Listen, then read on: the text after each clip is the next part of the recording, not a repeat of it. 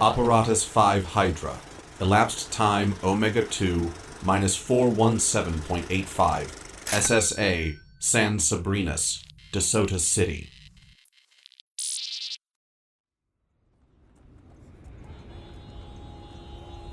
Omegon was one amongst many. The Primarch stood in the hustle and bustle of common humanity. Sweaty faces leered, shoulders barged past. Strangers manhandled him in an attempt to get by on the crowded esplanade. But they could not and would not know that they were in the presence of a galactic prince, a son of the Emperor, a lord amongst angels. He would have cut an imposing figure on the crowded thoroughfare.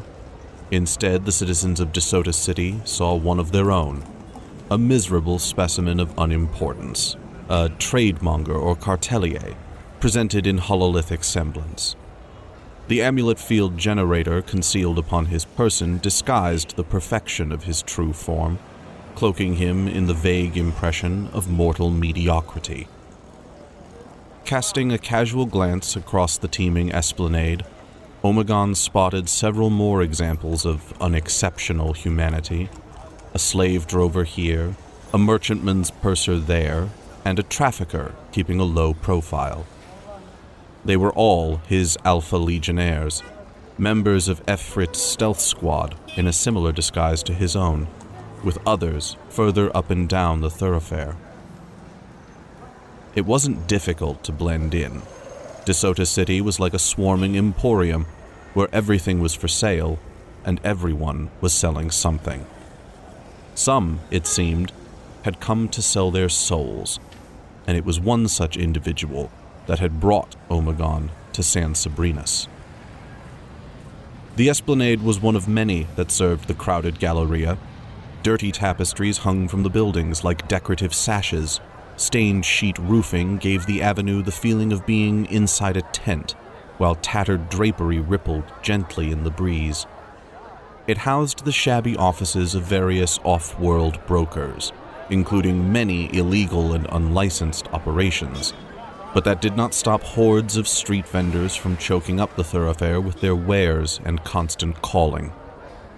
Omegon had been feigning interest in one such parasite for the last few minutes, offering the gabbling vendor a little local currency to keep him interested, despite the fact that he had no idea what the pitcher was selling. The man was draped in small cages and carried a rod and reel of some kind. Over the vendor's bobbing shoulder, and between excitable hands that thrust the tiny cages at Omegon's face for inspection, he spotted their mark. Moving with self-importance up the thoroughfare was a mechanicum artisan. His robes were broad, the deep red of the Martian priesthood, and his ample shoulders supported a busy cogitator bank. The illuminated hood hid a fat face that was flesh-plugged with dirty lines and needles. His lips had long since been sewn together, but a vox unit hung around his almost non-existent neck. From this, he would routinely snatch a trailing microvox and place it against one of his many chins. This was the infamous Vulcan Auguramus, artisan Empire, and secret Alpha Legion operative. Keeping him in sight, Omegon tracked the artisan up the esplanade.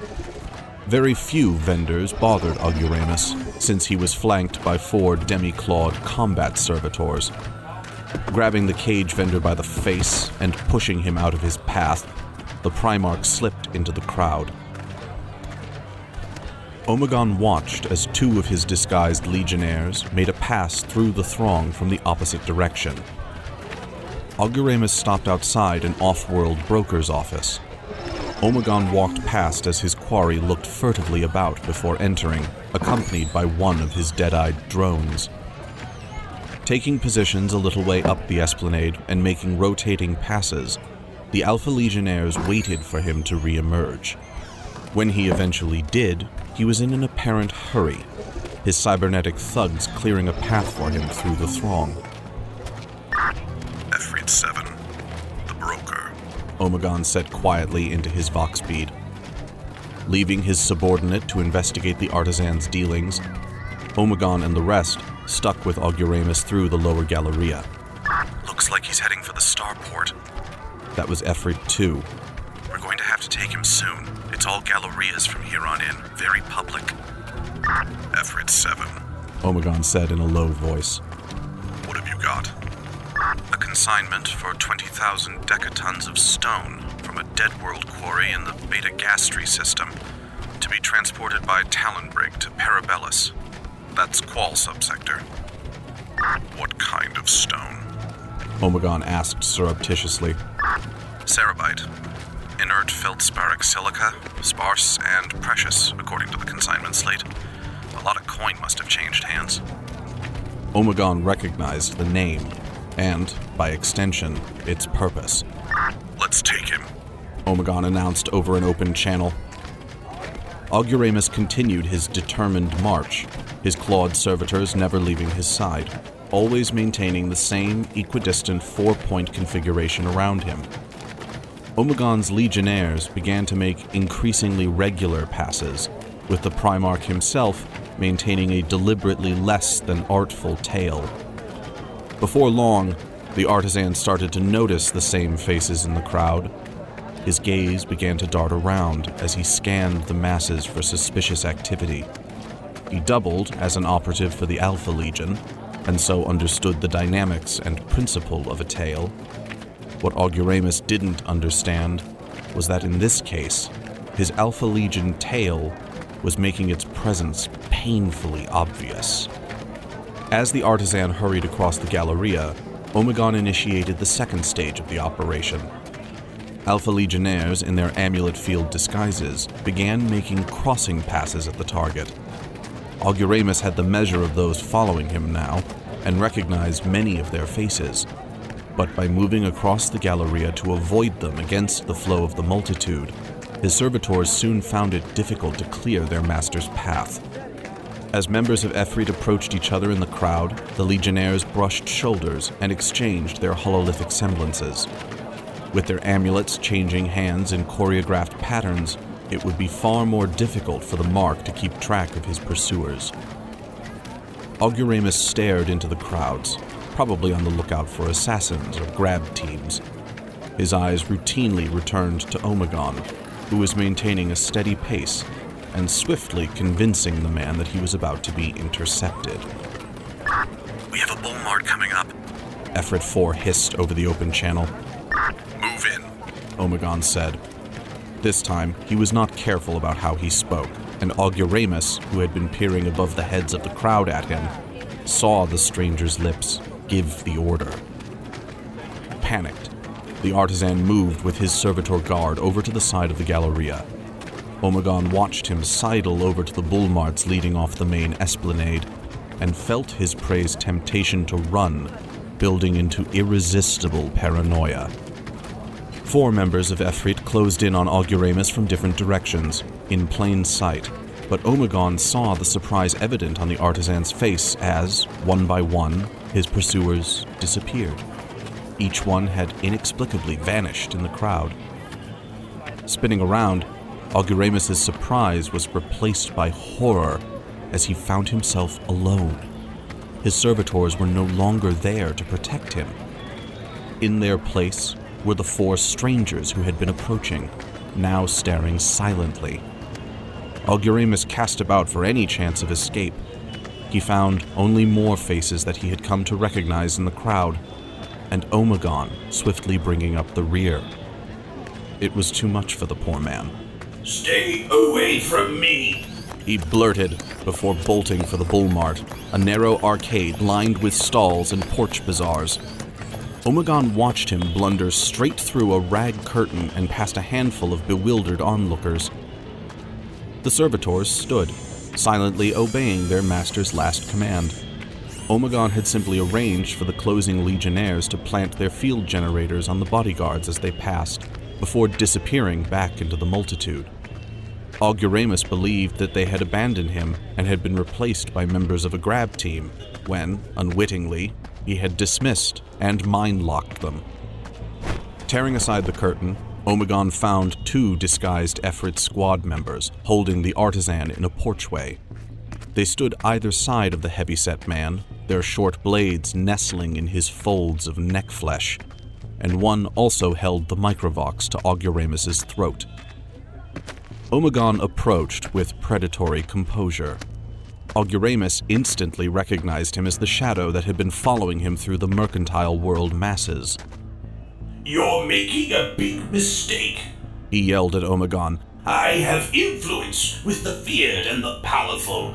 You couldn't even imagine. Omegon took the field generator from his belt and dialed down through the hololithic frequencies. The image of a Desotan nobody shimmered and warped until it finally fizzled away to the reality it concealed. An armed Alpha Legionnaire, the Legion insignia upon his chest. The other 2 warriors did the same. Auguramus stared wide-eyed at his sponsors. He had no words or pleas for such a turn of events. "Oh, I think I might be able to imagine, Artisan Empire," Omegon said. "I too have influence with the feared and the powerful. They trust you with their secrets. They wish to know why you are trading them with the rest of the Imperium." Auguramus found it difficult to catch his breath. Omegon's reveal had been shocking enough, but he struggled to speak with 2 blades resting at his throat like a pair of shears. I'm not selling anything, Auguramus managed. "I know, Artisan Empire," Omegon told him. "You're buying, and you're doing what you do best. You are building. Except you're not building for us. You're building for yourself." Did Master Eshion send you? Master Eshion had his suspicions, but no. What do you want? Auguramus gasped. "I want you to restrict your talents to the wishes of your sponsors."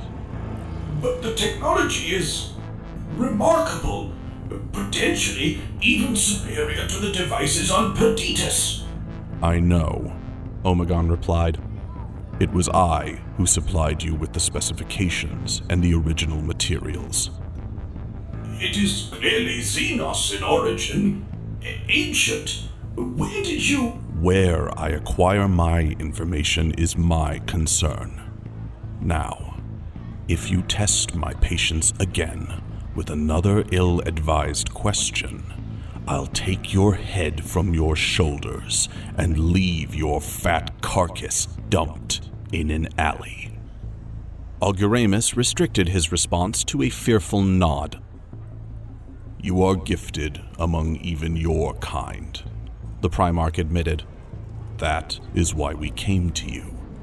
That is why we took you into our trust. Do not make the mistake of thinking you were the only prospect. There are others who can still deliver what we need." Again, a nod of pale-faced dread. "Artisan Empire," Omegon said.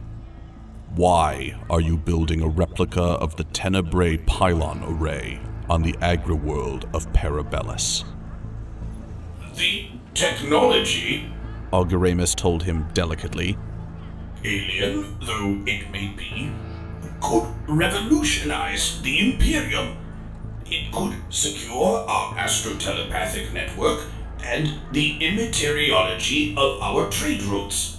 "Open your eyes. The galaxy doesn't need revolution," Omegon told him. "It suffers a little too much from that already. You're securing the War Master's Imperium before he has even won it. I don't care if your intentions were noble. An operative of the Alpha Legion cannot expect to betray his masters and live long afterwards." Don't kill me, please. Auguramus begged. I can still be useful. Omegon leant in with an ominous intimacy. "We are the Alpha Legion, Vulcan. Whether they know it or not, we always find a use for everyone.